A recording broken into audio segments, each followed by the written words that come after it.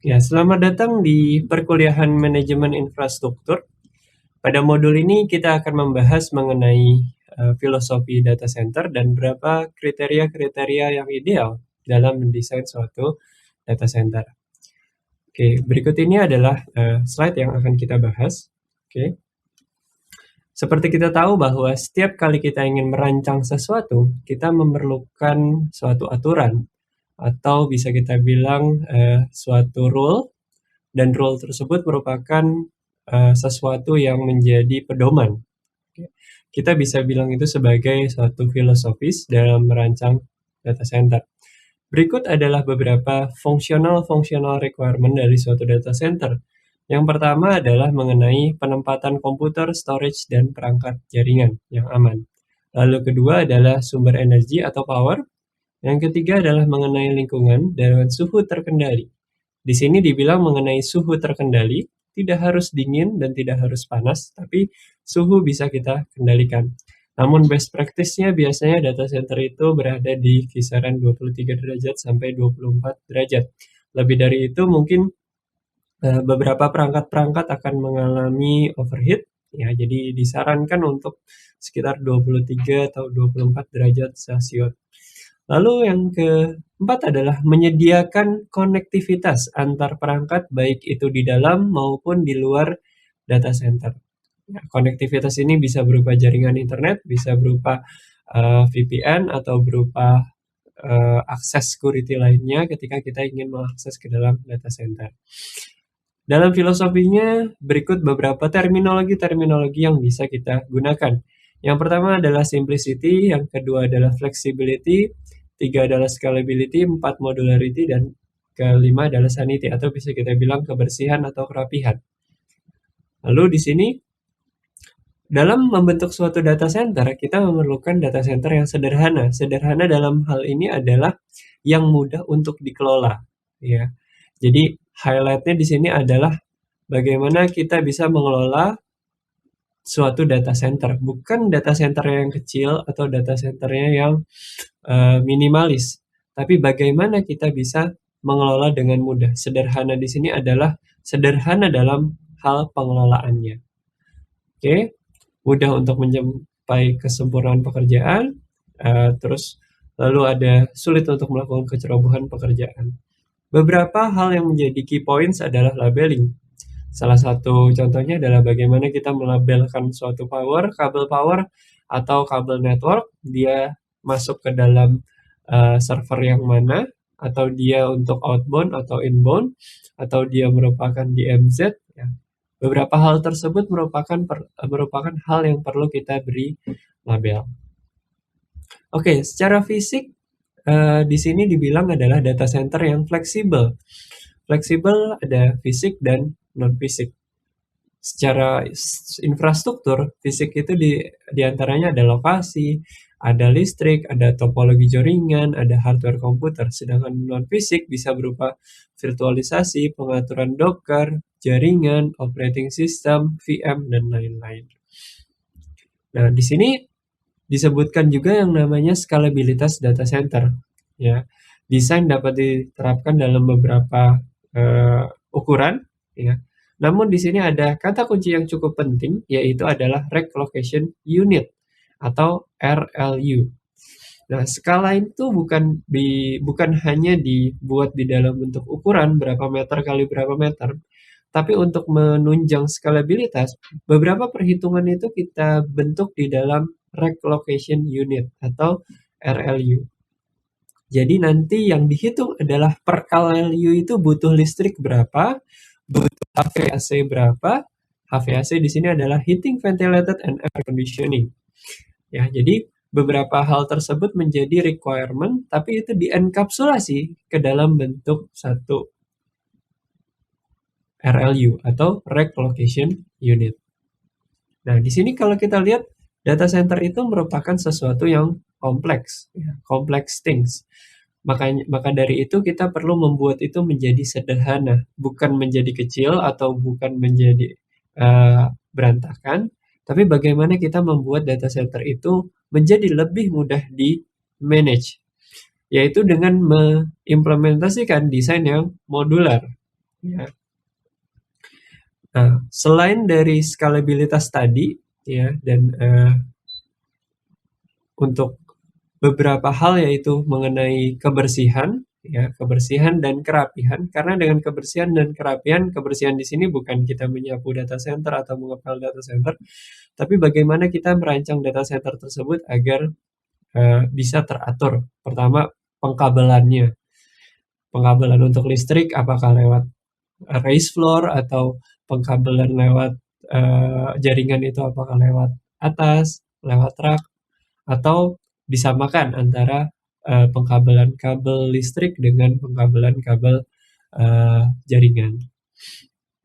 Ya, ini adalah beberapa cara-cara. Yang pertama, kita harus melakukan perencanaan. Yang kedua adalah membuat itu menjadi mudah. Terus kita berpikir secara modular. Nah, modular ini bisa diimplementasikan dalam bentuk RLU atau Rack Location Unit. Ya, jadi bukan hanya dalam meter persegi mungkin untuk ruangan ya. Tapi misalnya saya membutuhkan satu rack ini terdiri dari 50 tera. Oh, saya butuh sekitar 3 rack atau 4 rack dengan spesifikasi sebagai berikut. Nah, di dalam rack itu udah ada spesifikasi wattnya berapa, kebutuhan jaringannya berapa, kebutuhan pendinginannya berapa. Ya, jadi spesifikasi itu bukan per komputernya berapa, ya, tapi kita hitung atau kita akumulasikan di dalam satu rack untuk menjamin skalabilitas yang dibutuhkan. Oke, di sini ada beberapa dasar-dasar. Yang pertama kita lihat scope-nya, budget dan kriteria, lalu kita lihat system availability-nya, lalu kita lihat determining the viability of the project. Jadi kita lihat dari project-nya juga. Yang pertama dari scope-nya, ya. Scope-nya kita melihat dari pertama dananya, ya. Apakah dananya cukup untuk membuat data center ataukah menyewa atau membeli tanah, itu tergantung dari ketersediaan dari dananya. Nah, yang di sini adalah dana dikeluarkan dalam bentuk rencana budget.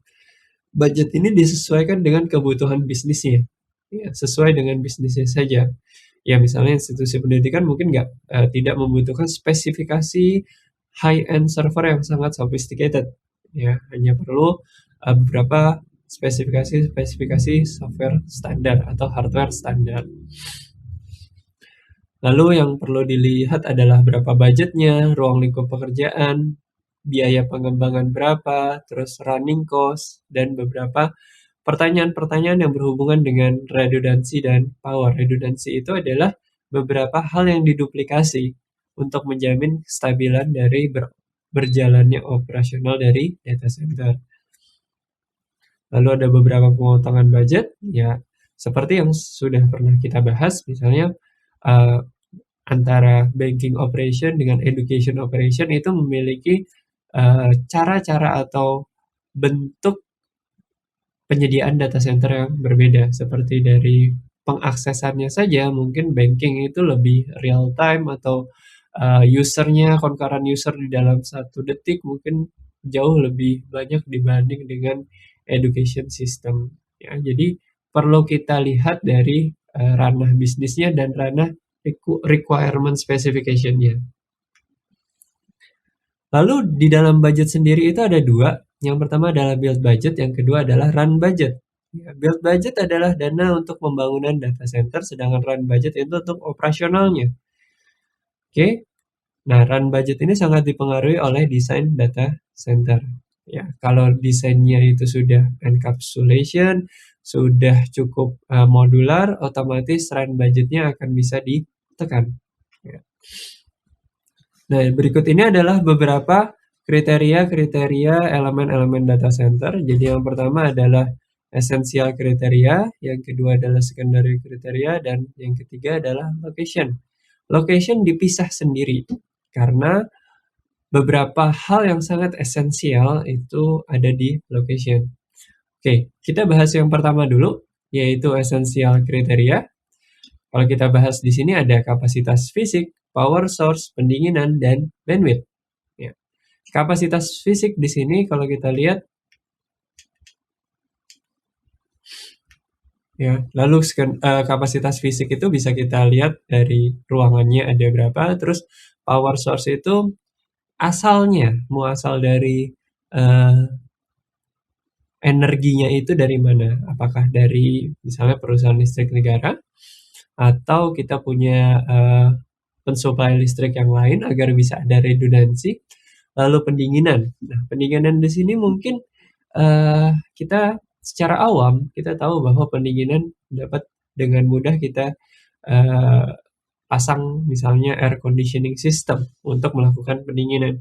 Namun air conditioning yang di sistem yang dipasang pun bukan seperti yang kita pakai untuk kebutuhan konsumen, tapi biasanya kebutuhan industrial. Karena pendinginan ini akan berlangsung selama 24 jam nonstop tanpa berhenti.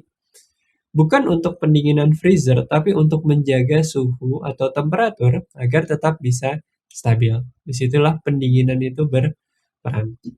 Lalu yang keempat adalah bandwidth. Ya, bandwidth ini adalah prescription atau kita subscribe terhadap ISP atau Internet Service Provider. Ya, dengan bandwidth berapa dan bagaimana kita membagi bandwidthnya ke dalam data center kita. Ya.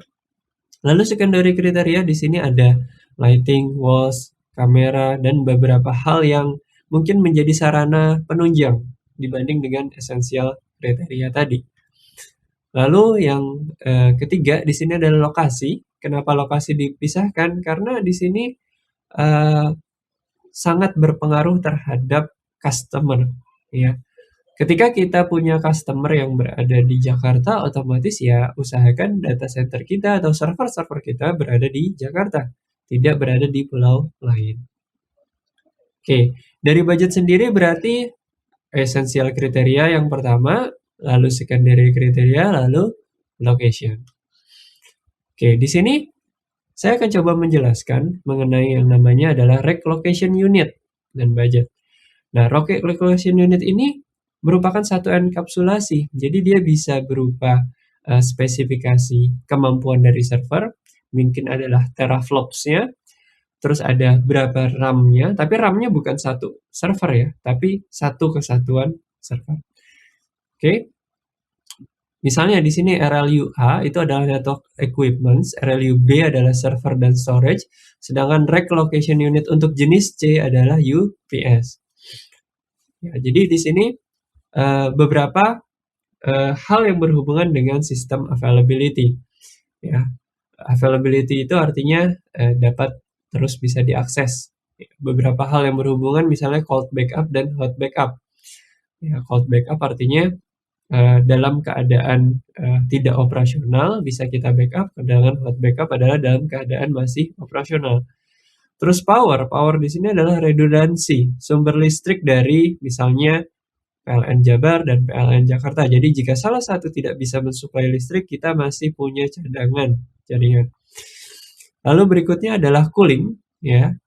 Cooling di sini ya kita punya AC lebih dari satu, jadi satu tidak bekerja kita bisa punya yang lain. Power juga kita membutuhkan yang namanya genset atau UPS, bahkan sampai 3 lapis ya. Dari UPS, genset sampai ke PLN. Lalu network misalnya ISP-nya lebih dari satu. Oke, jadi di sini sistem availability profile dapat dikenali dengan cara melihat sejarah atau track record. Salah satunya adalah dengan cara menggunakan monitoring tools. Ya. Oke, untuk penjelasan mengenai filosofi dan kriteria data center sampai di sini dulu. Ya, terima kasih atas perhatiannya dan mudah-mudahan apa yang saya jelaskan tadi bisa dapat memberi gambaran kepada para mahasiswa. Terima kasih.